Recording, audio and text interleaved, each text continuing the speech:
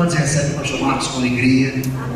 Estenda as suas mãos aqui, por favor, queridos Pai, em nome de Jesus. Nós queremos reconhecer a tua bondade, dizer que tu és tão bom, Senhor, um dia tão abençoado.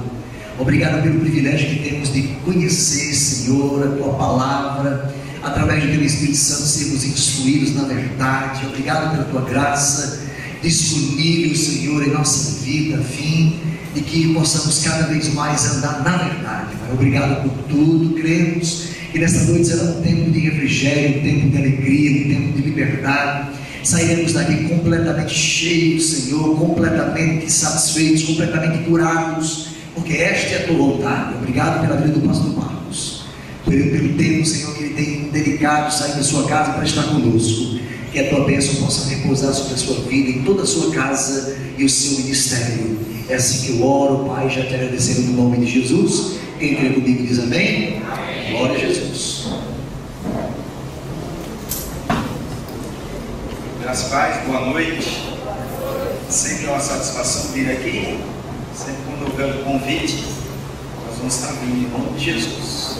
Nossa proposta é levar um pouco a vocês o Evangelho, que é o único Evangelho do Senhor Jesus Cristo, que é conhecido biblicamente como o Evangelho da Graça. Esse Evangelho da Graça, ele não se manifestou apenas no Novo Testamento. Nós vamos ver que desde o início Deus trabalha com graça. Nosso Deus é um Deus de graça. Eu quero introduzir isso. 1 de Pedro, abre comigo, se trouxe a Bíblia. 1 de Pedro, capítulo 5, verso 10. 1 de Pedro, capítulo 5, verso 10. Essa apostila é uma base apenas do estudo da matéria. Nós vamos estar citando versículos que não vão estar contidos aí, na medida do possível, abrir esses versículos que estão na apostila. Mas virão outros versículos acrescidos a esses, para dar um maior conhecimento, para ampliar um pouco mais a visão da graça de Deus. 1 de Pedro, capítulo 5, verso 10. Mostrar que o nosso Deus é um Deus de graça. Todo o tempo Ele age com o homem pela sua maravilhosa graça.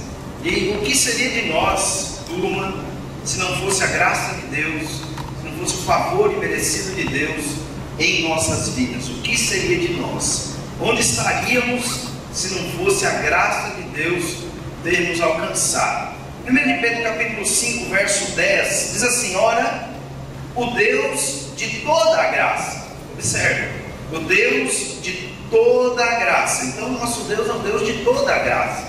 Nós vamos fazer durante todas as aulas um grande paralelo entre lei e graça. Nós vamos distinguir aí, separar bem o que é lei e o que é graça. E a Bíblia não chama o nosso Deus de toda a lei. A Bíblia chama o nosso Deus de toda a graça. Não foi no Novo Testamento que a graça de Deus se manifestou. Aqui, observe que em Cristo Jesus, Ele nos chamou à sua eterna glória. Depois de ter sofrido por um pouco, Ele mesmo vos há de aperfeiçoar, afirmar, fortificar e fundamentar. Observe o detalhe, Ele mesmo. Isso é a graça. É Deus fazendo em nós aquilo que nós não temos a capacidade de realizar. Todas as vezes que algo sobrenatural opera em nós, vindo da parte de Deus, é a graça operando. Então a graça, ela faz em nossas vidas aquilo que nós não temos a capacidade de fazer. Por exemplo, abre um outro versículo comigo em Efésios capítulo 2 e veja se o que eu acabei de falar não é verdade. Efésios capítulo 2. Eu disse que a graça de Deus faz em nós aquilo que nós não temos a capacidade de realizar, de fazer. Em Efésios capítulo 2,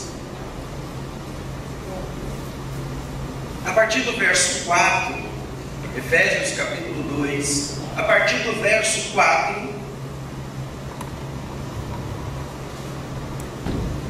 diz assim: mas Deus, olha a graça, sendo rico em misericórdia, por causa do grande amor com que nos amou. Isso é a graça de Deus. É Deus sendo rico em misericórdia em nossas vidas, e por causa do seu grande amor com que nos amou, e estando nós mortos em nossos delitos, nos deu Isso é a graça, é Deus dando. Nos deu vida juntamente com Cristo, pela graça sois salvos. Então veja, a graça se manifestou justamente na área que nós não tínhamos a capacidade de realizar. Não tínhamos a capacidade de sermos salvos sozinhos.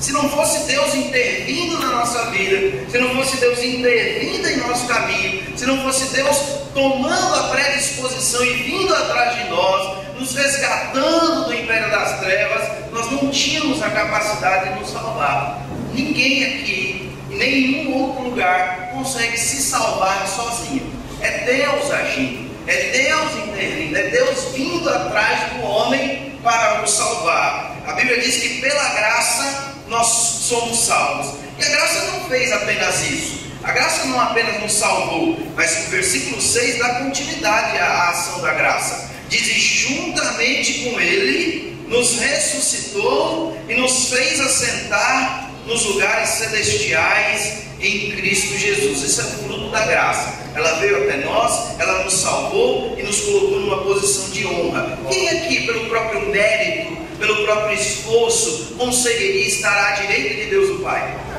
Pelo esforço e pelo mérito.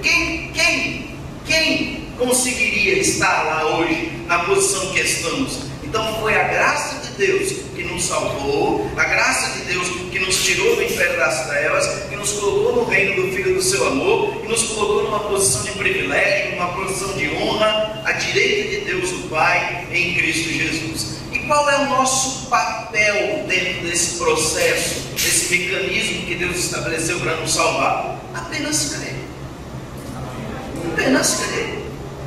Nosso papel é crer, é acreditar nessas verdades, é acreditar que Deus nos chamou, que Deus nos tirou de lá e pela fé nos colocou à direita de Deus o Pai, reinando em vida.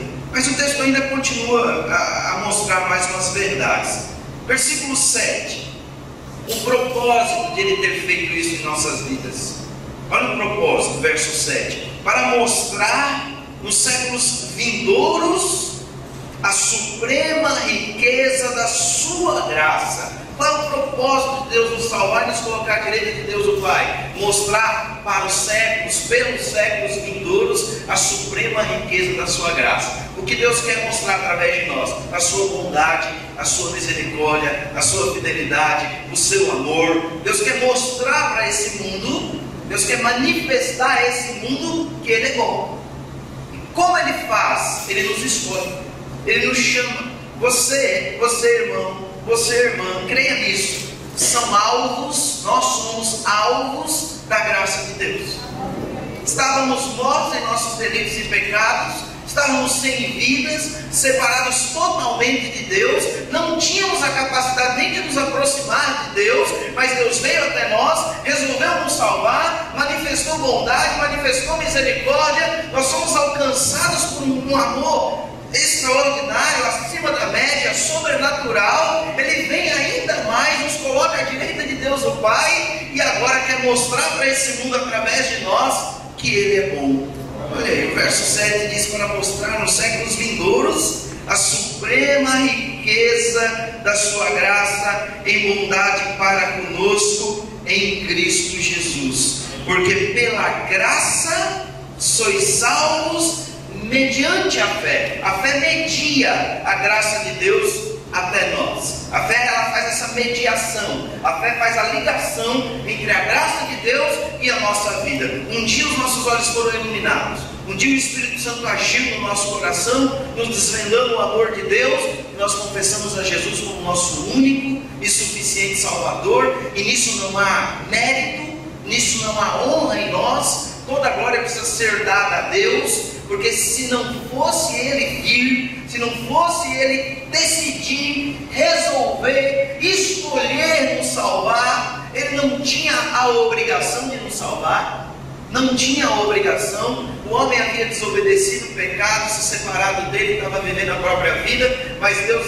vendo esse quadro terrível, vendo esse quadro insolucionável, veio até nós em Cristo Jesus, manifestou graça, bondade, misericórdia, nos salvou. E o que Ele quer? Ele quer que a graça dele seja exaltada através de nossas vidas, não as nossas obras. mas a graça dele através de nossas vidas. Uma das maiores atitudes de um cristão é reconhecer que ele é salvo pela graça de Deus e não pela sua decisão pessoal. A decisão pessoal faz parte também, é óbvio que nós decidimos, mas antes de decidirmos, o Espírito Santo agiu poderosamente e nos convenceu do pecado, da justiça e do juízo. Foi assim ou não foi? A decisão pessoal que tomamos foi devido à ação do Espírito Santo em nossas vidas. Então, a quem é devida a glória da salvação? Somente a um: a Deus, ao Pai, ao Senhor Jesus Cristo, ao Espírito Santo, à Trindade, que é Deus, Pai, Filho e Espírito Santo, os três são um. Então, a Trindade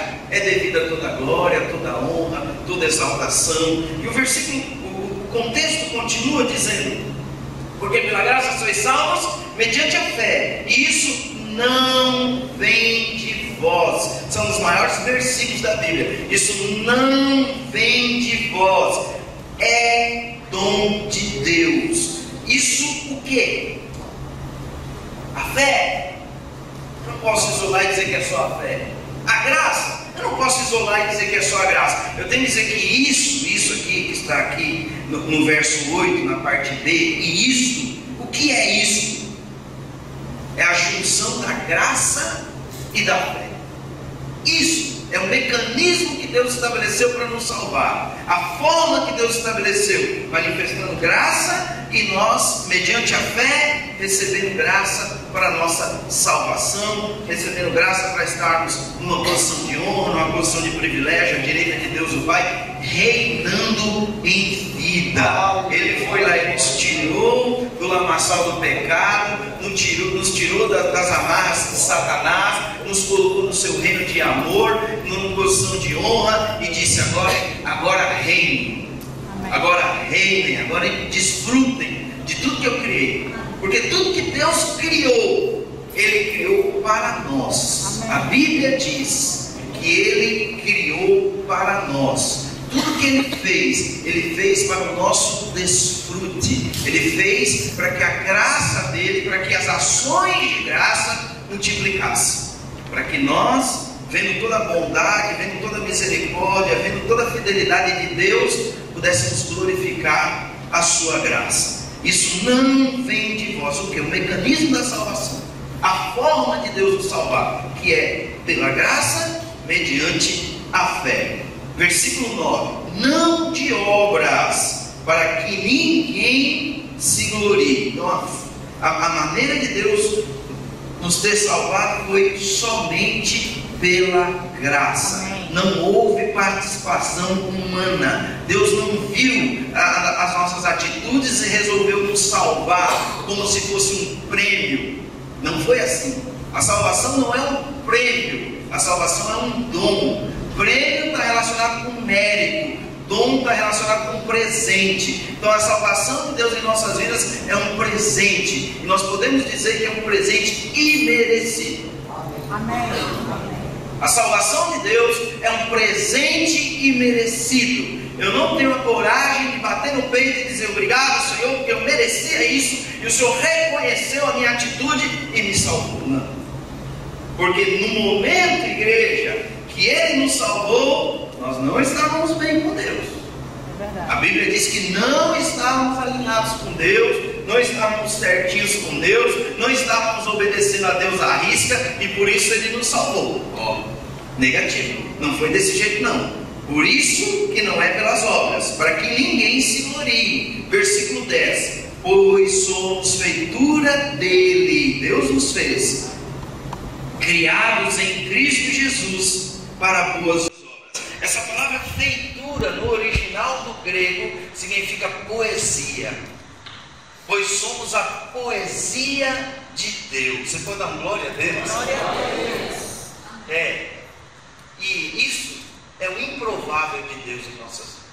Quem diria que um dia seríamos feitos a poesia de Deus? Quem diria que hoje estaremos à direita de Deus o Pai, reinando em Cristo Jesus? Se formos olhar lá para trás, se formos olhar para a nossa história de vida, Não imaginávamos que estaríamos nessa posição de honra, de privilégio e de glória hoje, à direita de Deus o Pai, cheios do favor de Deus, podendo nos aproximar dele com toda a ousadia, com toda a intrepidez, receber misericórdia, receber graça para a ocasião oportuna. Não imaginávamos. Então o que nós somos? Nós somos o improvável.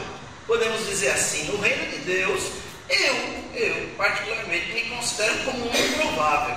Se eu for olhar a minha história, eu vou dizer, não mereci, de maneira alguma estar na posição que estou hoje. Foi a graça de Deus que fez isso, e com toda a glória, toda a honra seja levada a Ele. Amém, igreja? Amém, turma? Feituras dele, é óbvio, criados em Cristo Jesus para boas obras. Então você vê que a glória das obras é retirada aqui, porque nós somos feitura dele, já criados em Cristo Jesus para boas obras, as quais Deus de antemão preparou para que andássemos nelas. Então nenhuma obra que fazemos vai surpreender Deus, nada que fazemos vai chamar a atenção de Deus, vai despertar a atenção de Deus. Deus não vai nos abençoar pelo que fazemos, porque o que fazemos Ele já preparou de antemão, Ele já fez tudo, Ele preparou o caminho das boas obras. Nós estamos andando nesse caminho hoje porque fomos salvos pela graça. Então primeiro nós somos salvos pela graça, depois nós fazemos boas obras. Não é invertido. Eu não faço boas obras e aí sou salvo. Eu sou salvo e realizo e manifesto boas obras. Quando eu e você fomos salvos, nós somos colocados, diz a Bíblia, no caminho das boas obras, para manifestar.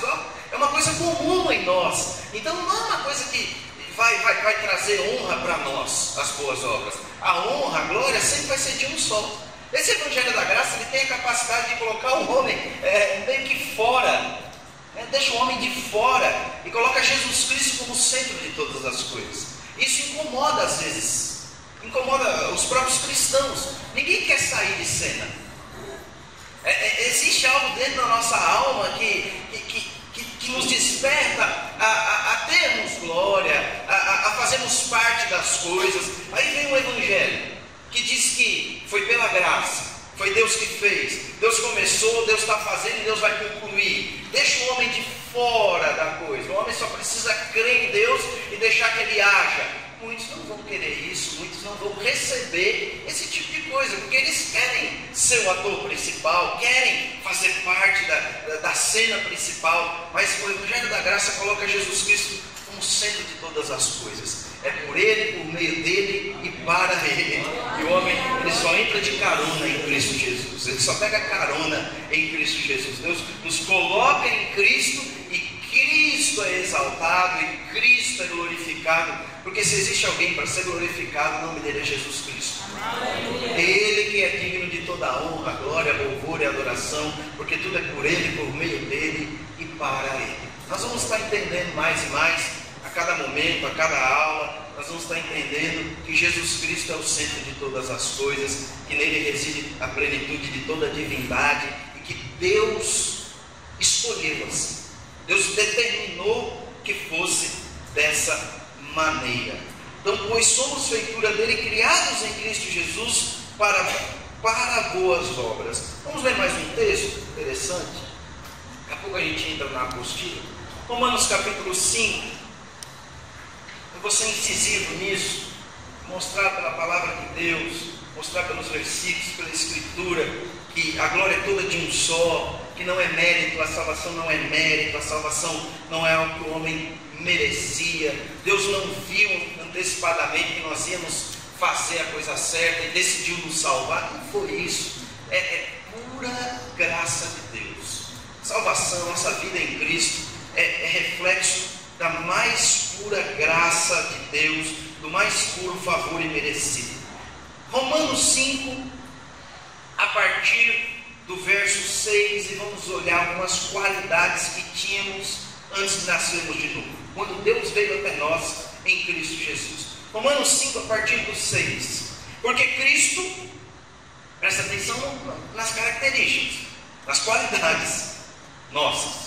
Porque Cristo, quando nós ainda éramos fracos, olha a qualidade, quando Deus nos salvou, quando ainda éramos fracos, morreu a seu tempo pelos ímpios. Então, logo no versículo 6, duas qualidades nossas quando Deus nos salvou: fracos e ímpios. Propositalmente Paulo escreveu isso. Aí ele vai dar um exemplo aqui, verso 7: dificilmente alguém morreria por um justo, pois poderá ser que pelo bom alguém se anime a morrer. Quem sabe uma mãe pelo filho, um pai pelo filho, e assim sucessivamente. É uma pessoa muito boa que de repente, e é difícil, mesmo assim é difícil. Versículo 8: mas Deus prova o seu próprio amor para conosco pelo fato de ter Cristo morrido por nós, sendo nós ainda pecadores. Mais uma qualidade. Então, fraco, ímpio, pecador. Diga comigo: fraco. Diga comigo: ímpio. Diga comigo: pecador. Então vamos renovando a mente com isso. Eu quero mostrar a vocês pela Bíblia como foi que estávamos, qual era o nosso estado quando Deus veio nos salvar em Cristo Jesus. A Bíblia aqui nos chama de fracos, de ímpios e de pecadores. Vamos continuar. Verso 9, olha a graça aqui. Logo, muito mais agora, se Ele nos amou quando éramos fracos, ímpios, pecadores, e vai ter mais uma característica um pouquinho mais para frente. Se Ele nos amou quando éramos assim, nessa condição, foi assim que Deus nos amou. Deus nos amou, não nos amou porque éramos bons. Deus nos amou porque Ele é amor, porque a essência, porque a natureza de Deus é amor. Então por isso que Ele nos ama, porque a essência dele é amor. Versículo 9: logo muito mais agora, se Ele nos amou quando éramos fracos, ímpios e pecadores, logo muito mais agora, sendo justificados pelo seu sangue, seremos por Ele salvos da ira. Porque se nós, olha outra qualidade nossa, se nós, quando inimigos, fracos, ímpios, pecadores e inimigos, 4 características, 4 qualidades negativas, só nesse contexto pequeno aqui. Porque se nós, quando inimigos, fomos reconciliados, onde está aí a obra humana? Onde está a obra humana para a reconciliação? Se quando éramos inimigos, condição de inimigos, Ele nos reconciliou com Deus pela morte do seu Filho. Por isso que só um tem que ser glorificado. Só Jesus, irmão, em todo o tempo. Só um deve ser glorificado. Você pode dizer assim: eu fui reconciliado por meio da morte de Cristo. Quem concorda comigo que é um favor imerecido? Amém. Ser reconciliado quando está na condição de inimigo de Deus, fraco, ímpio, pecador, separado pelas nossas obras más. Ele vem nos reconciliar com Deus pela morte do seu Filho. Muito mais, estando já reconciliados, seremos salvos pela sua vida. Dê um glória a Deus. Glória a Deus. Vou mostrar algumas coisas na Bíblia que não é mérito nosso. Vamos sair de cena e vamos dar a glória devida a um só, ao nosso Senhor Jesus Cristo. Foi Ele que tomou uma decisão inusitada, que desceu do céu, se fez homem, veio habitar entre nós, se fez filho do homem, assumiu a condição de servo e veio.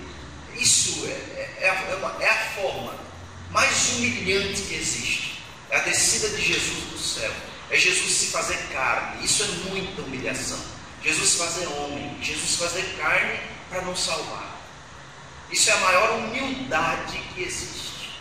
Nunca ninguém vai chegar perto dessa atitude. Devemos ter o mesmo sentimento, olhar para o que Cristo fez e também nos humilharmos. E também, nos rebaixarmos. Jesus deixou toda a sua glória. E se Ele viesse com um trono principal aqui nesse mundo, ninguém poderia falar nada, que Ele já havia se humilhado só de descer do céu. Só de descer do céu. Mas Jesus, Ele desceu do céu e Ele não veio por um trono de glória. Ele veio ser um homem simples, comum, carpinteiro. Ele veio sentar com pecadores. Ele veio comer com os publicanos. Ele veio salvar as meretrizes, as prostitutas. Ele veio curar o cego. Ele veio libertar o cativo. Ele veio andar no meio das pessoas. Isso é muita humilhação. Por isso que a glória é dele, é só dele. Nós não temos parte nisso. A glória precisa ser dada a ele. Nós somos apenas uma vitrine da graça de Deus. Nós somos pessoas que Deus escolheu para expor a graça dele. É isso mesmo, irmão. Um manequim da graça de Deus. Nós somos um manequim, uma vitrine que é esse mundo, demonstrando que ele é bom. Dizendo, olha aqui, como ele me salvou. O nosso testemunho garante isso. Quem éramos, irmão, irmã? Às vezes nós precisamos voltar um pouquinho lá atrás e ver quem éramos, onde estávamos.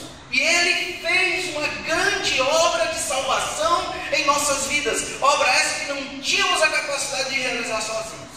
Ele foi lá, nos tirou de lá, do monturo. A Bíblia diz que ele nos tirou do monturo espiritual, que significa lixão.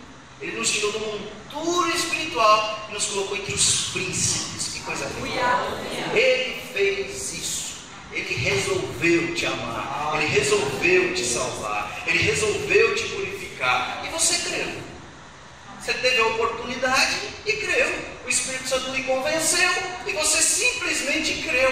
O problema é que quem tira a pedra recebe mais glória do que quem ressuscita.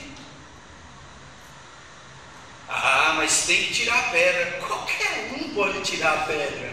Agora eu quero ver ressuscitar. Eu quero ver tirar Lázaro lá, depois de 4 dias morto. Aí porque Jesus disse tirai a pedra, as pessoas se gloriam. Está vendo? Se eu não tirasse a pedra, está vendo? Se eu não tirasse as vendas, isso qualquer um podia fazer. Aquele que ressuscitou Lázaro não tinha capacidade de tirar a pedra, gente. Num comando de voz.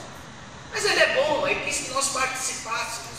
Mas para dar toda a glória a ele. Não podemos nos gloriar porque tiramos a pedra. Temos que glorificar aquele que ressuscita o morto. O maior milagre é ressuscitar o morto, não é tirar a pedra. Graças a Deus que ele nos faz participantes de sua santidade, de seu poder, que nos usa como igreja do Senhor, manifesta através de nós, como eu disse, a graça a esse mundo. Graças a Deus por isso. Mas tem do que se gloriar? Tem alguma glória aí para nós? Nenhuma. E se existe alguma coisa que Deus não divide, é a sua glória. Amém. Deus não divide a sua glória, igreja. Então veja aí, foi nessa condição que Deus nos salvou. Mas eu quero ir agora para a apostila e puxar lá no início, onde tudo começou. Eu quero mostrar a graça de Deus desde Gênesis. A gente vai estar vendo agora bastante graça de Deus desde Gênesis, desde a criação, no capítulo 1, verso 26 em diante. Abre comigo Gênesis capítulo 1, verso 26 em diante. Vamos ver algumas coisas interessantes, algumas peculiaridades aí no texto. E desperta a nossa atenção para a bondade de Deus, para o amor de Deus. Gênesis 1, a partir do verso 26, nós vamos ler até o 31. Gênesis 1, 26 ao 31. Também disse Deus: façamos o homem à nossa imagem, conforme a nossa semelhança. Deus falando com o Filho sempre existiu, o Filho era o Verbo que se fez carne e veio habitar entre nós. A Bíblia diz que tudo foi feito por meio do Filho. O Espírito Santo pairava sobre as águas. Aí no verso 2 fala que a terra porém estava sem forma e vazia, havia trevas sobre a face do abismo, e o Espírito de Deus pairava por sobre as águas. Verso 26, Deus chama aí o Filho, Deus chama o Espírito, a Trindade se reúne e decide criar, formar o homem. Também disse Deus: façamos o homem à nossa imagem, conforme a nossa semelhança. Tenha ele domínio sobre os peixes do mar, sobre as aves dos céus, sobre os animais domésticos, sobre toda a terra e sobre todos os répteis que rastejam pela terra. Olha a ordem, olha a forma. Criou Deus, pois, o homem à sua imagem, a imagem de Deus o criou, homem e mulher os criou, e Deus os abençoou e lhes disse: sede fecundos, multiplicai-vos, enchei a terra, sujeitai-a, dominai sobre os peixes do mar, sobre as aves dos céus, sobre todo animal que rasteja pela terra. E disse Deus ainda: eis que vos tenho dado todas as ervas que dão semente, e se acham na superfície de toda a terra, e todas as árvores em que há fruto que dê semente, isso vos será para mantimento. Olha quanta provisão. E a todos os animais da terra, e todas as aves dos céus, e a todos os répteis da terra em que há fôlego de vida, toda a erva verde lhe será para mantimento. E assim se fez. 31. E viu Deus tudo quanto fizeram, e eis que era muito bom. O único momento que Deus expressa esse muito bom é quando Ele forma o homem. Ele vai criar todas as coisas anteriormente, Ele vai dizer que é bom. Mas quando Ele forma o homem, Ele diz: é muito bom. Porque o homem é a coroa da criação de Deus. O homem é o complemento da criação, é o que Deus faz mais belo. A natureza é bela, tudo que Deus criou é belo, mas quando Deus forma o ser humano, Ele forma algo inédito, algo perfeito, algo lindo, que Ele, quando olha, diz: isso que eu acabei de fazer é muito bom. Glória a Deus. Está falando conosco, está falando com a nossa descendência lá atrás em Adão, quando Ele forma Adão do pó da terra, sopra em Adão o fôlego de vida, e Adão se torna alma vivente. Olha o verso 28, detalhe. Verso 28. E Deus os abençoou. Gente, a pergunta é: o que o homem fez para ser abençoado? O que ele fez para ser abençoado? Fez alguma coisa, turma? Não. Partiu de Deus. Deus não estabeleceu um alvo e uma meta para que Adão cumprisse e então Adão fosse abençoado. Deus não disse assim: Adão, agora você está feio. Agora, Adão, você vai ter que ser obediente. Agora, Adão, você vai ter que ser fiel. Agora, Adão, você vai ter que cumprir cada meta que eu te dou. Aí sim, Adão, se você bater todas as metas que eu estabeleço aqui para você, eu te abençoo. Deus não fez Adão num sistema de troca. Deus não abençoou Adão num sistema meritório, em que você tem que fazer para Deus poder te abençoar. Não! Adão simplesmente foi abençoado quando nasceu, quando foi criado. Amém. Aleluia. Isso nos remete ao quê? A Efésios 1:3. É a mesma coisa, irmão, irmã. Só que falando agora da nova criatura, do novo homem em Cristo Jesus. Quando nós nascemos de novo, nós nascemos abençoados com toda a sorte de bênçãos. Nós não corremos atrás da bênção de Deus. Eu e você não precisamos correr atrás da bênção de Deus. A Bíblia diz em Salmos 23, abre comigo rapidamente, a gente vai voltar para Gênesis. Mas em Salmos, capítulo 23...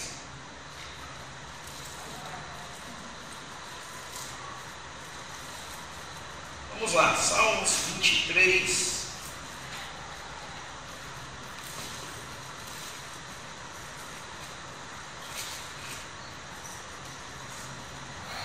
Verso 6. Gente, tem muito crente correndo atrás da bênção, mas não é essa maneira correta. Crente não tem que correr atrás da bênção. Crente não tem que se esforçar para ser abençoado. Olha o que o texto diz. Isso aqui é profético. Isso aqui está apontando para a nova aliança. Isso aqui é o salmista Davi falando dos tempos de hoje, da dispensação da graça. Olha aí, quem corre atrás de quem? Certamente que a bondade e a misericórdia me seguirão. Quando? Todos os dias da minha vida. Você pode dar uma glória a Deus? O que esse texto está dizendo, turma? Que bondade e misericórdia nos seguem, nos perseguem no texto original. É um pouco mais forte essa palavra. Ao invés de me seguirão, é perseguirão até encontrar. Então a bondade e a misericórdia está correndo atrás de nós nesse momento. Agora, se eu ficar correndo atrás da bênção, nunca haverá um encontro. Eu correndo atrás da bênção e a bênção correndo atrás de mim. Não vai ter encontro. Eu estou correndo atrás da bênção lá na frente, ela está atrás de mim.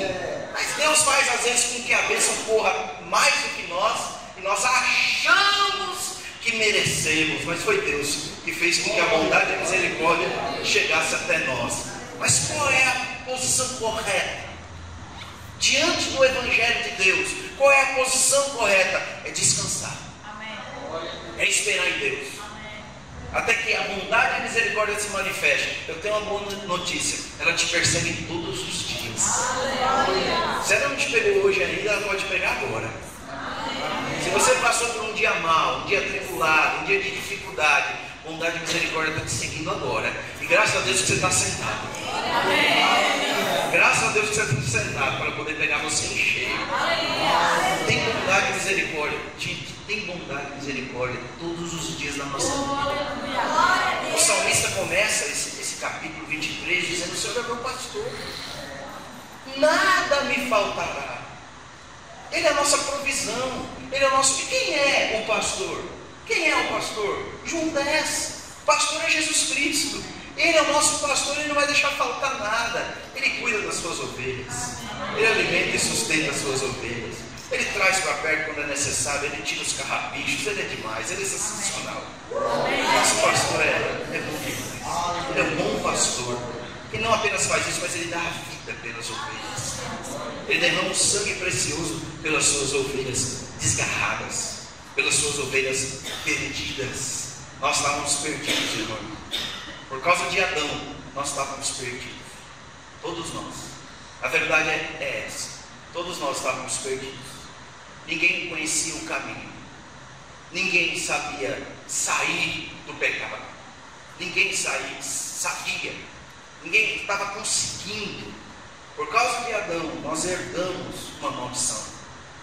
Herdamos uma maldição. Herdamos a morte espiritual e o caminho do inferno era o nosso destino. Mas Deus, sendo bom, sendo rico em misericórdia, por causa do seu amor e não da nossa bondade, não da nossa devoção a Deus, e não do nosso amor a Deus, porque nós não amávamos a Deus quando fomos alcançados. Seja sincero e sincera. Você amava a Deus de todo o coração quando você foi salvo? Será que amava? Eu particularmente não.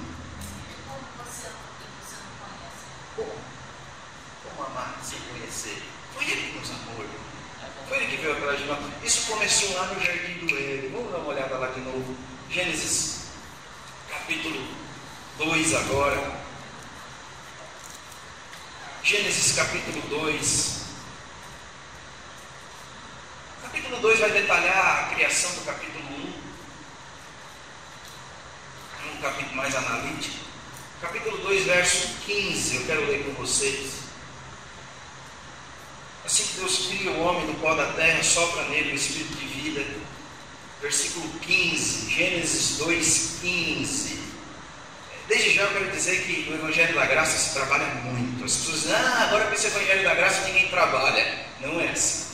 Nós trabalhamos bastante. Porque Adão, quando foi abençoado, ele foi abençoado para trabalhar. Adão foi abençoado para trabalhar. O problema é que as pessoas trabalham para ser abençoadas. Esse é o princípio errado. Trabalhar para ser abençoado. Nós somos abençoados e trabalhamos. Para Deus ser glorificado.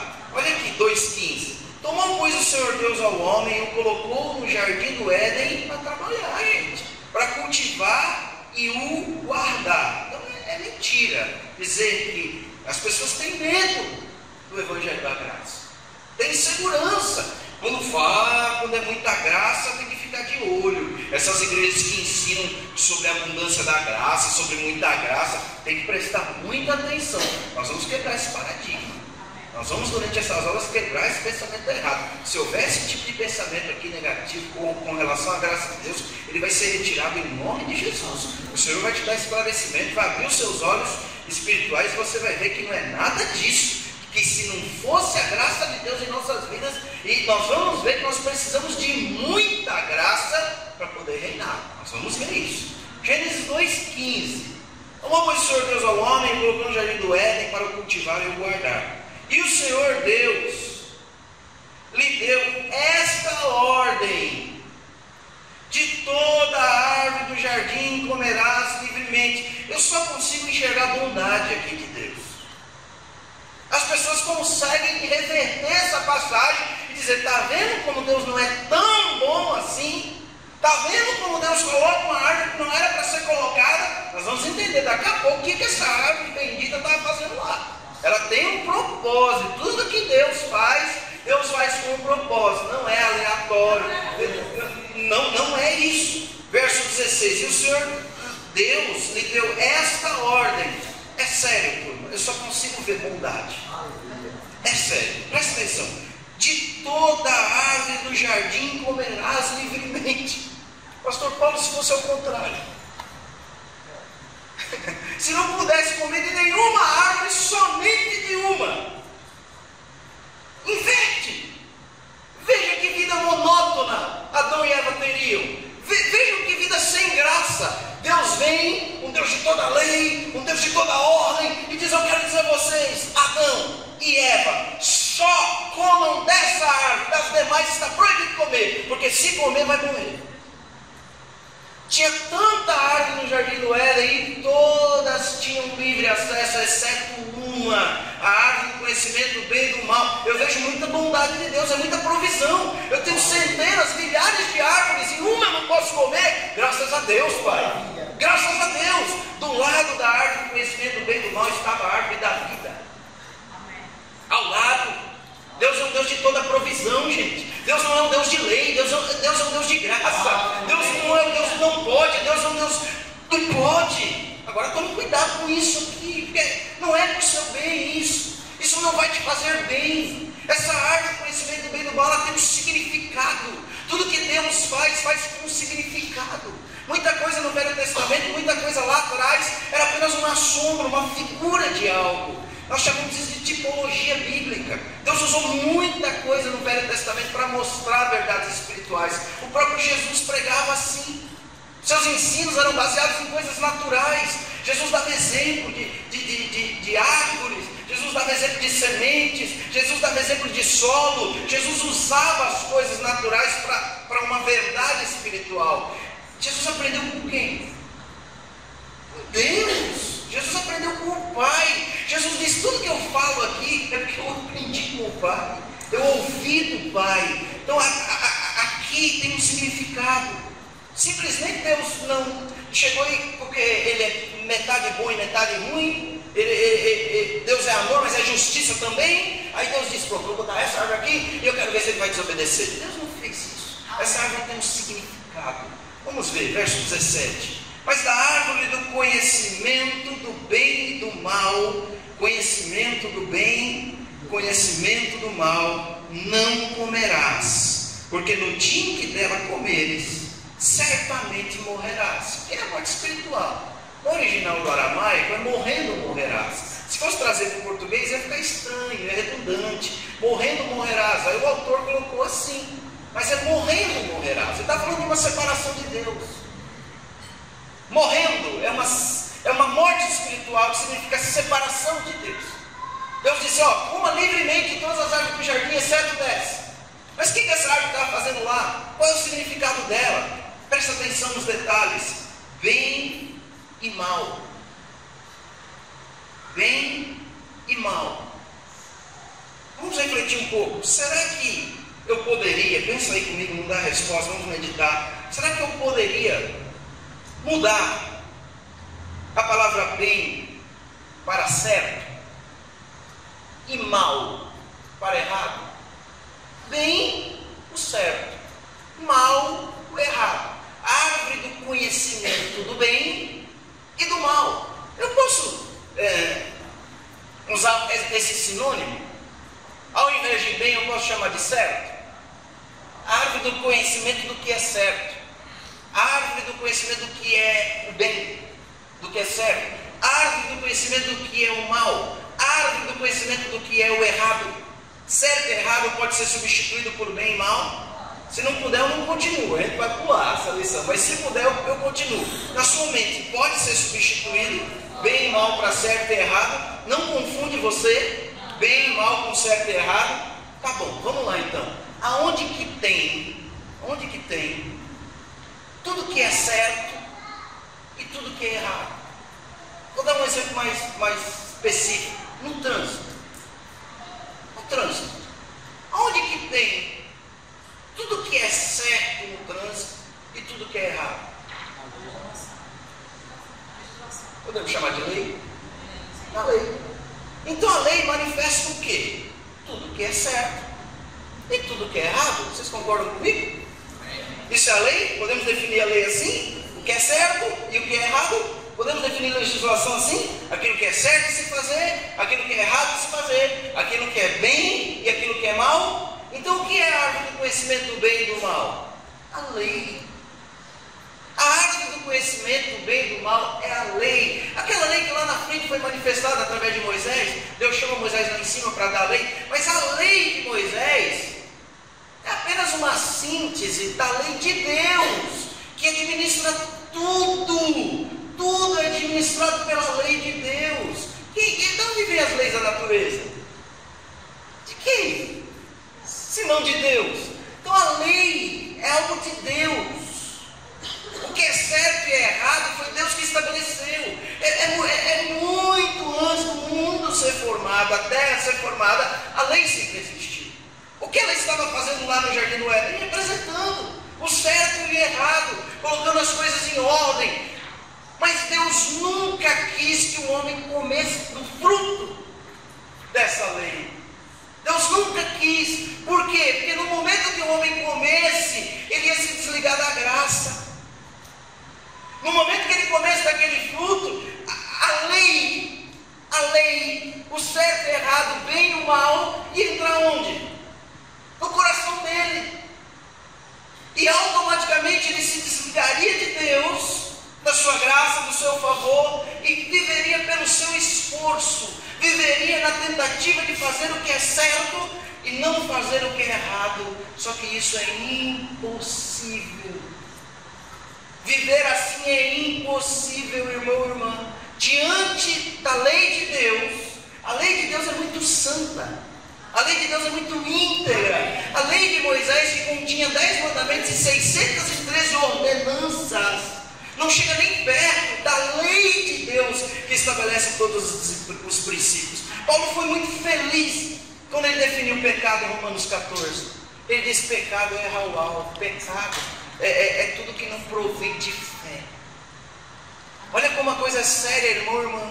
Olha como nós estamos longe dessa santidade de Deus, do viver pelo esforço, de fazer o que é certo e não fazer o que é errado, porque Paulo define pecado como não crer em alguma coisa. Tudo, ele diz, que não provém de fé é pecado. Olha como é difícil viver assim, irmão e irmã. Olha como não é fácil, olha como é complicado. Eu tenho que acertar sempre se eu for viver pela lei, porque a lei ela é fria. A lei não tem misericórdia. Na lei não tem misericórdia. Não tem. A lei é muito fria, calculista, é certeira. A lei de Deus é santa, justa e boa. 2 vezes santa, Paulo disse em Romanos 7, perdão. 2 vezes santa, justa, boa. A lei de Deus é perfeita. O problema não está na lei, mas o problema está no homem querer viver pela lei. Querer viver pelo certo e errado, na tentativa de ser abençoado. Tem intervalo, pastor? Já me avisa, sinaliza. Não dá para vivermos assim, tentando acertar sempre. Não tem condições. Sabe por quê? Vou dar um exemplo comum. Você vai ver, na lei de trânsito, que não chega nem perto da lei de Deus, irmão. A lei de trânsito tem suas falhas, tem os seus erros, mas veja como ela não tem misericórdia. Eu tenho 21 anos de habilitação, eu tenho. 21 anos de habilitação. E a primeira multa que eu levei foi o ano passado. Eu andava de carro lá em São Paulo, andei muito de moto aqui, e não havia ainda sido pontuado pela lei. A lei não havia, a lei de trânsito não havia me pegado ainda. Sabe? E durante todos esses anos em que eu não errei, nunca chegou uma cartinha do Detran parabenizando a não pontuação de 2012, 2013. Já recebeu, pastor Paulo, essa carta? Não. O Detran já te patrocinou, já te parabenizou? Alguém que já foi parabenizado pelo Detran por não ter sido pontuado durante um ano? Quem foi? Ninguém. Mas alguém já recebeu algum comunicado quando erra? Já? E ainda mais com valor a pagar. Porque a lei é fria. A lei é assim. A lei, ela taxa, ela define. A lei diz o que é certo, o que é errado. Errou, vai ser penalizado. Acertou, não faz mais do que obrigação. A lei de Deus não foge desse princípio, irmão. Por isso que Deus nunca quis lidar com o homem pela lei. Deus não quer abençoar o homem pelo que ele faz de certo, porque senão vai ter que punir o homem sempre, porque o homem está sempre errando. Deus vai ter que estar sempre punindo, e Deus é um Deus maravilhoso. Deus é bom, Deus é amor. Ele não quer ficar punindo o homem, mas quando o homem vai pela lei, Deus tem que punir, porque Deus é justiça. Deus não pode. Deus disse: certamente morrerás. Quando eles são enganados, Eva é enganada e Adão come do fruto conscientemente. Deus tem que cumprir a sua palavra. Deus tem que matar o homem. O homem tem que se separar dele. Deus não pode simplesmente porque ele é bom e amoroso deixar para lá. Porque Deus é justiça. Aí que entra a justiça de Deus. Deus é justiça. Deus cumpre a sua palavra sempre. Por exemplo, está lá a árvore para representar toda a lei de Deus, para representar o que é certo, para representar o que é errado, mas não era para participar desse fruto. Deus sempre deixou claro: não coma. É uma representação. Isso até era bom para Adão, porque quando Adão olhava para a lei, ele dizia: não posso. Pela lei não, é pela graça. Pela lei não. Pela lei ninguém chega. Pela lei ninguém vai. As pessoas acham que vão, mas só pegam aquilo que lhe convém. Pega o que lhe convém da lei e quer se aproximar de Deus. As pessoas dizem: eu vou guardar o sábado e por isso eu vou para o céu. Eu vou chegar primeiro, porque eu guardo domingo, segunda, terça, quarta, quinta, sexta. Todos os dias são para Deus. Eu nasci de novo. A sua vida é para Deus ou não? Todos os dias ou só um dia da semana? Você está vendo como a lei é hipócrita? Quando o homem quer cumpri-la, ela se torna hipócrita. Ninguém consegue. Ninguém consegue cumprir a lei. Não consegue. A falha de Adão e Eva foi essa. Foi se tornar independente de Deus. A lei parece que aproxima, né? Mas afasta. A lei deixa o homem longe de Deus, afastado de Deus. Eu espero que continue. Pode continuar sem aula? Está gravando a aula? Não, melhor se não. Aproveitar para tomar uma água. Para não atrapalhar a gravação.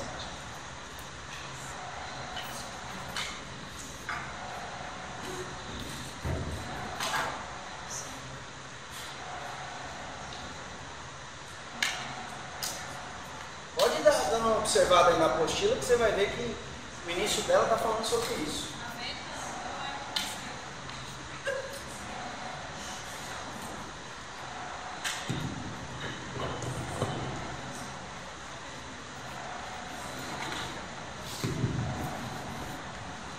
Vamos lá no capítulo 3 agora.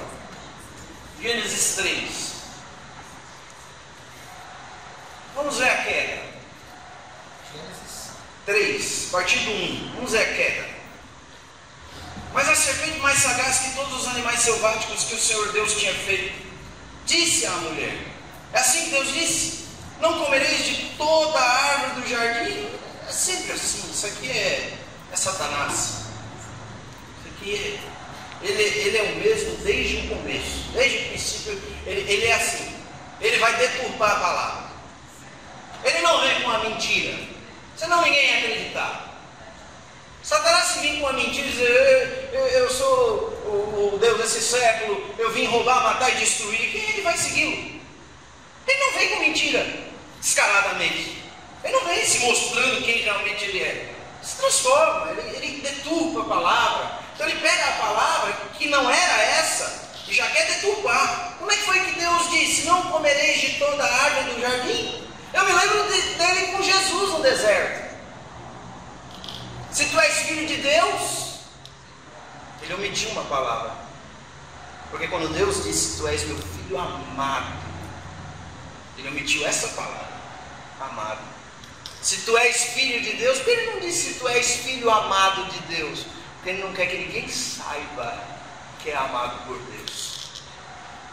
Porque uma das melhores coisas que existe é descobrirmos o quanto somos amados por Deus.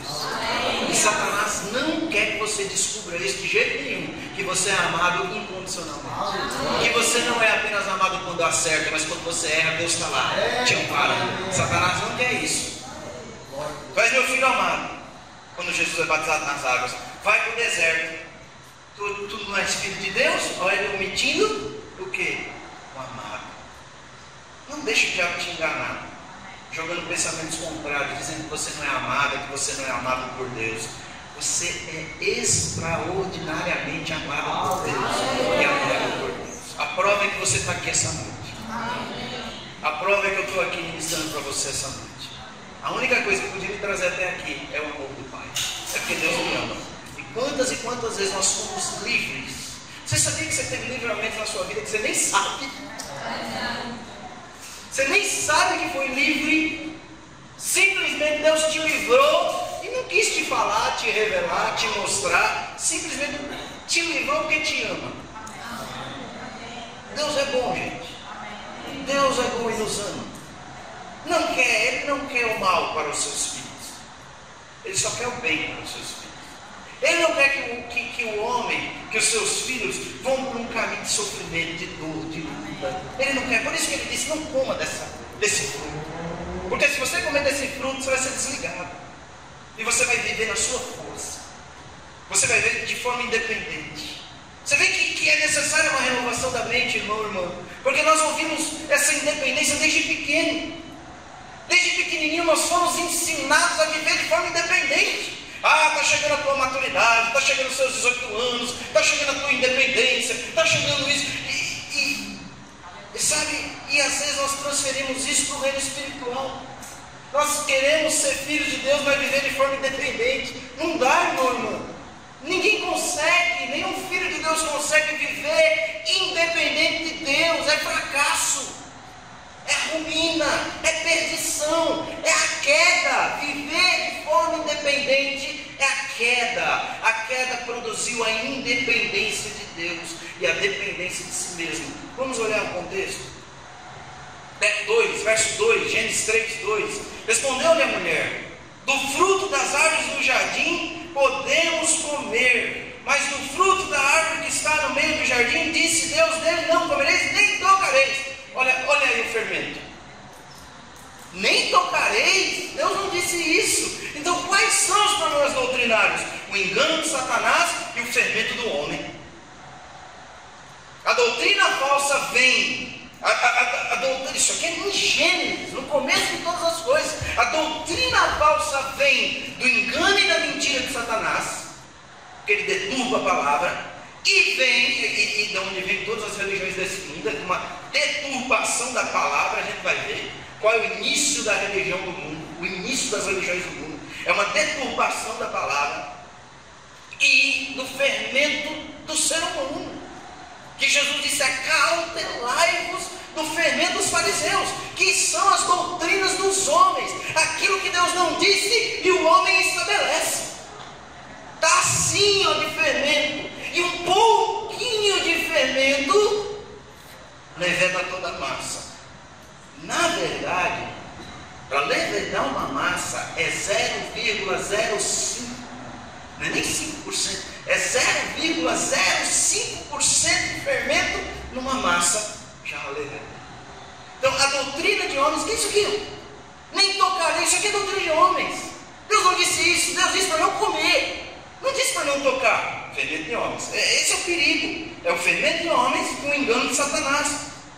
Verso 4: então a serpente disse à mulher: é certo que não morrereis, porque Deus sabe que no dia em que dele comerdes, se vos abrirão os olhos, e como Deus sereis conhecedores do bem e do mal, e como Deus sereis conhecedores do certo e do errado. Deus nunca quis que o homem se relacionasse com ele pelo certo e errado.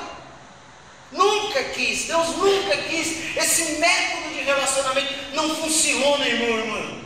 Não funciona. Pelo certo e pelo errado, a nossa vida vai ser inconstante. É uma montanha russa. No dia que você acerta, você está bem com Deus, mas no dia que você erra, você está mal. E nós vamos errar mais do que acertar, porque nós estamos numa carne pecaminosa.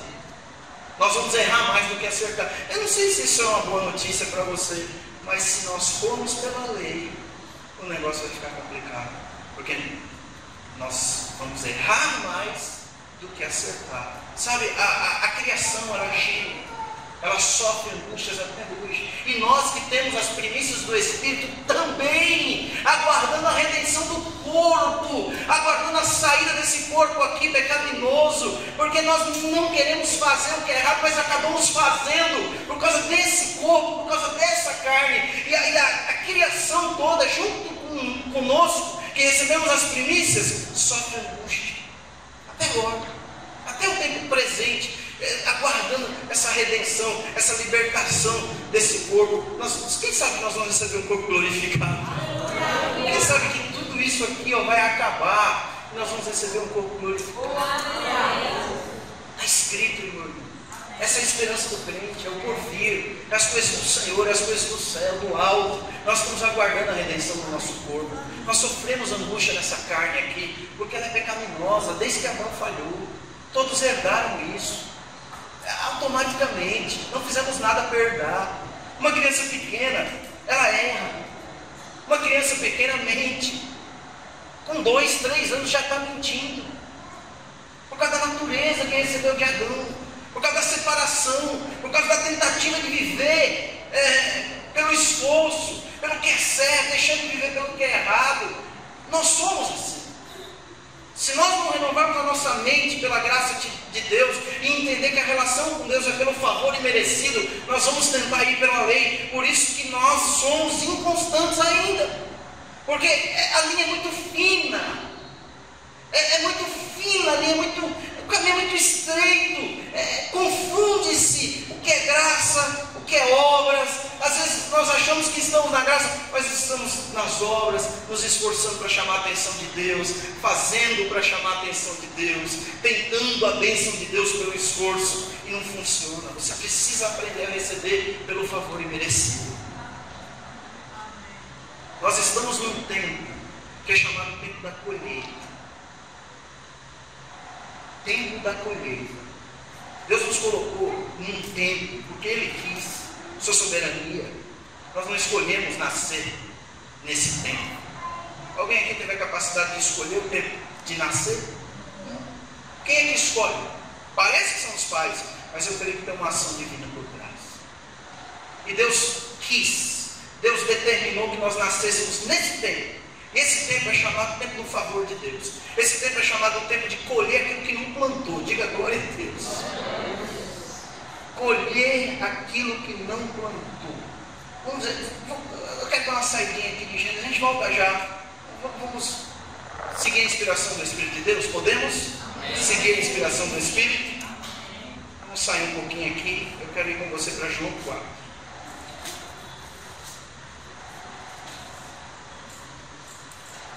A partir do verso 31. É a conclusão da história da relação de Jesus com a mulher samaritana, do diálogo de Jesus com a mulher samaritana. Ela foi ricamente abençoada. Verso 31 de João 4. É só uma saidinha aqui. Deus está me guiando. Depois a gente volta para Gênesis 3. Mas tem a ver com o assunto, tem a ver com a graça. Nesse inteirinho, os discípulos lhe rogavam, dizendo: Mestre, come. Eles haviam saído para comprar alimento. Jesus parou num poço, estava cansado, com fome. Eles saem para comprar alimento, aí eles chegam com o alimento. E diz: Mestre, come. Mas ele lhes disse: Uma comida tenho para comer que vós não conheceis. Diziam então os discípulos uns aos outros: Teria porventura alguém trazido o que comer? Disse-lhe Jesus: A minha comida consiste em fazer a vontade daquele que me enviou e realizar a sua obra. Sabe o que é? Nos abençoar. Sabe por que a fome de Jesus passa? Porque ele abençoa a mulher samaritana. Ele supre a mulher samaritana. Ele estava com fome no início de João 4. Mas quando os discípulos chegam com comida, ele já não está mais com fome. Ele diz assim: porque eu tenho outro alimento. A minha comida consiste em fazer a vontade daquele que me enviou. É de Deus. A vontade de Deus é que sejamos abençoados. Assim como foi no princípio, que Adão foi criado abençoado, nós em Cristo somos abençoados com toda sorte de bênçãos, e essa é a vontade de Deus para as nossas vidas. A vontade de Deus é que sejamos abençoados. Quem crê nisso? Amém. Vamos lá. Verso 35. Não dizeis vós que ainda há 4 meses até a ceifa? Eu, porém, vos digo, erguei os olhos e vede os campos, pois já branquejam para a ceifa, para a colheita. O ceifeiro recebe desde já a recompensa e em tesouro o seu fruto para a vida eterna. E disserte, se alegram tanto o semeador como o ceifeiro, pois no caso é verdadeiro ditado: um é o semeador e outro, diga comigo, outro. Vamos lá. Um é o que planta e outro é o que colhe. Paulo disse a mesma coisa aos Coríntios. Um planta, outro colhe. Jesus diz: um é o semeador e o outro é o ceifeiro. Olha que lindo. Quem recebe o verso 38? Eu vos enviei para colher o que não plantaste. Outros trabalharam e vós entrastes aonde? No seu trabalho. Nova aliança. Nova aliança da graça. Outros trabalharam, mas nós recebemos o fruto. Diga glória a Deus. E quem foi que mais trabalhou? Jesus. Jesus disse: eu trabalho, meu Pai trabalha até agora. Deus trabalha para nós, irmão. Não é o contrário não, pastor. Biblicamente falando, não. Biblicamente falando, Deus trabalha para nós. Então a gente vai ter um intervalo, quando voltar, vou mostrar esse versículo, que Deus trabalha para nós.